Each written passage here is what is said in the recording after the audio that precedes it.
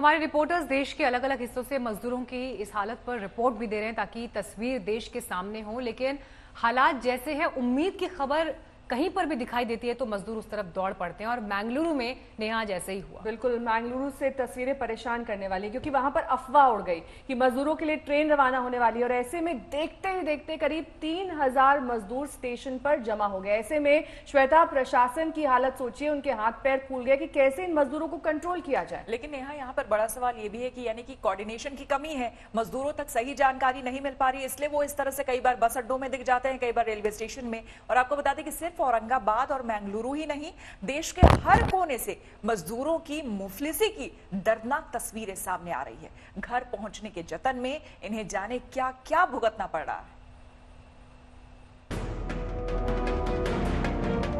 हम लोग काम नहीं करना चाहते, हम लोग गांव जाना चाहते हैं। कोरोना वायरस से तो बाद में मरेंगे इंसान, खाने के लिए पहले मर जाएंगे।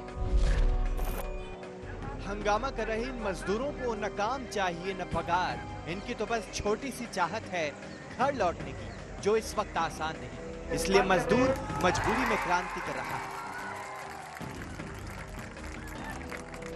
देखिए, जैसे ही हजारों मजदूरों की भीड़ मैंगलुरु रेलवे स्टेशन पर पहुंची तो पुलिस के लिए मुश्किलें बढ़ गईं। ऐसी भीड़ के सामने सोशल डिस्टेंसिंग की बात भी बेमानी लगने लगी।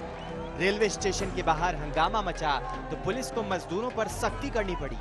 करीब 3000 प्रवासी मजदूर इस अफवाह पर अपने सामान के साथ यहां पहुंच गए कि कोई ट्रेन जाने वाली है। आप इधर आए, ट्रेन आया बोल के, लेकिन ट्रेन को नो ऑब्जेक्शन सर्टिफिकेट अभी नहीं मिला है। और एक ट्रेन रेडी होना चाहिए, मालूम हो गया। वो रेडी होने के लिए थोड़ा समय लगेगा। नोडल ऑफिसर यहाँ के मंगलुरु के कर्नाटक के नोडल ऑफिसर बात कर रहे हैं। ये मजदूर किसी भी कीमत पर घर जाना चाहते हैं। इनका कहना है कि कोरोना वायरस से पहले उन्हें भूख मार देगी। हम लोग 1,000 रुपया हर जन रखे थे अपने पास, फिर एक हफ्ते में हम लोग कमा जाएंगे करके ऐसा करके हम लोग रखे थे सोच के। तो फिर एक महीने में हम लोग का काम नहीं चला, 1.5 महीना हो गया, बैठे हैं अभी तक।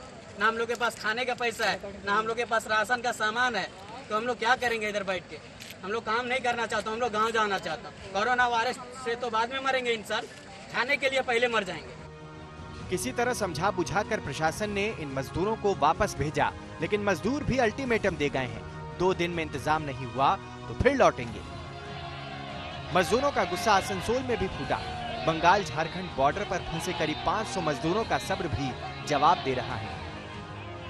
कुछ ऐसे मजदूर भी हैं जो विरोध की मशाल छोड़कर जैसे तैसे हर हाल में घर पहुंचना चाहते हैं, फिर चाहे रास्ता खतरनाक ही क्यों न हो। राजस्थान के नागौर में 2 कंटेनर में छिपकर जा रहे 120 मजदूरों को पुलिस ने पकड़ा। इस ट्रक की हालत देखिए। इसी ट्रक में अवैध रूप से 2 दर्जन से ज्यादा मजदूर मुंबई से बस्ती जा रहे थे, लेकिन झांसी में ये ट्रक हादसे का शिकार हो गया। कई मजदूर घायल हैं। मजदूरों का ऐसा ही जत्था भरतपुर में नजर आया। जान जोखिम में डालकर बड़ी तादाद में मजदूर पैदल ही यूपी और बिहार की तरफ चलते नजर आए। ये नेशनल हाईवे है और नेशनल हाईवे पर तेजी से गाड़ियां गुजरती हैं, बड़े बड़े ट्रक गुजरते हैं, क्योंकि राहत आपदा के सामान है वो भी गुजर रहे हैं, दूसरी जरूरत की जो चीजें हैं वो भी एक राज्य से दूसरे राज्यों में जा रही हैं। आप यहाँ हाईवे के किनारे आराम कर रहे हैं, सो रहे हैं, डर नहीं लगता आपको? डर तो लगता है, कटसार की बिल्डिंग क्या कर, मजबूरी है।